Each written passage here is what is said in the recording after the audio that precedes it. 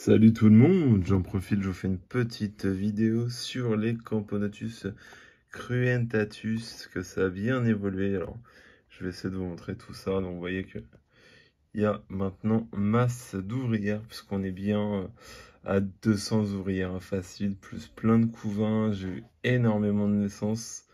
Et on peut voir effectivement là, les générations à venir, quand vous voyez le nombre d'œufs et de larves, ça promet fortement. Donc c'est vraiment une espèce qui est sublime, que moi j'adore élever, en tout cas clairement, pour être honnête avec vous.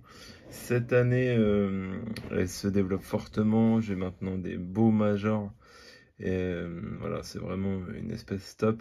Alors là, la visibilité sera peut-être pas géniale, puisque sur le tube, il y a un peu d'humidité, mais ça se développe très bien, et notamment dans le tube chinois, les tubes bambou, bah, ça pose pas de soucis, hein. Il y a plein d'espèces que j'élève dans ce genre de tube. Alors certes, c'est pas du matériel qui coûte cher, hein, mais ça fait très bien l'affaire. Et sur la durée, ça tient, puisque j'en ai qui ont 5 ans et ils sont toujours présents sans souci. Ça oppose aucun problème pour le coup. Voilà. Donc on peut voir, je sais pas si la luminosité va être du mieux, mais on va essayer de vous les montrer. Donc là, vous pouvez voir les majors en haut, là, je sais pas si vous allez bien voir. Je vais dézoomer un peu, voilà. Donc là, on a vraiment des majors qui sont terribles.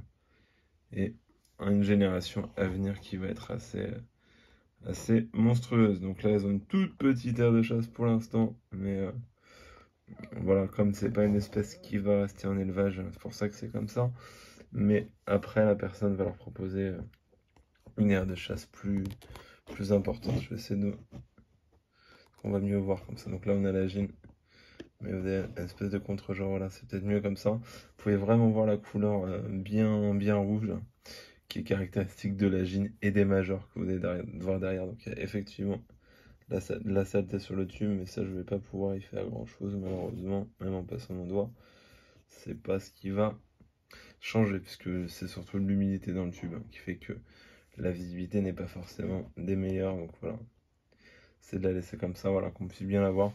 Donc espèce effectivement endémique de chez nous, qu'on trouve également en Espagne, Portugal, et on trouve même en Grèce. Et effectivement, en fonction des localités, elles vont aimer plus ou moins l'humidité. Alors ce qui est marrant, c'est que après leur première diapose, elles étaient vraiment en mode plutôt sec, hein, puisque elles vivaient, voilà, il y a un beau majeur, vous voyez en même temps, donc elles vivaient vraiment dans le sec, dans le liège, comme vous le voyez dans les précédentes vidéos, hein, quand elles étaient dans le petit module liège. Mais maintenant, clairement, on voit que cette année, elle cherche plus l'humidité, puisque le tube, je ne l'ai pas humidifié plus que ça.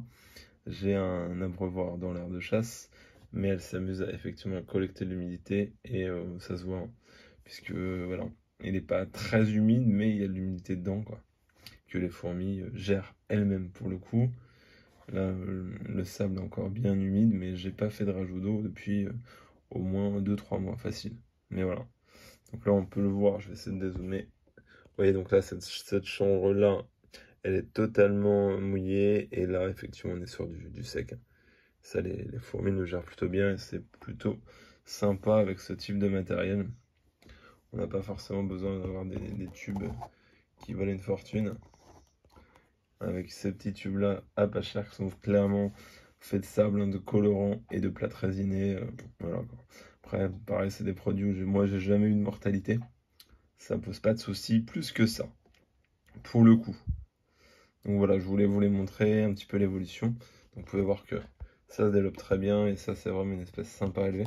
Pour moi, j'ai déjà dit, après c'est très subjectif, ça reste une de mes endémiques vraiment préférées en fait, hein, clairement. Donc là voilà, je vous fais un tour de tout le setup, on va essayer de leur faire peur. Puis là donc on a une aire de chasse qui est un peu sale, mais voilà, quoi, qui fait le job pour l'instant. Voilà. Bah, j'espère que la vidéo vous aura plu. Excellente journée. Salut.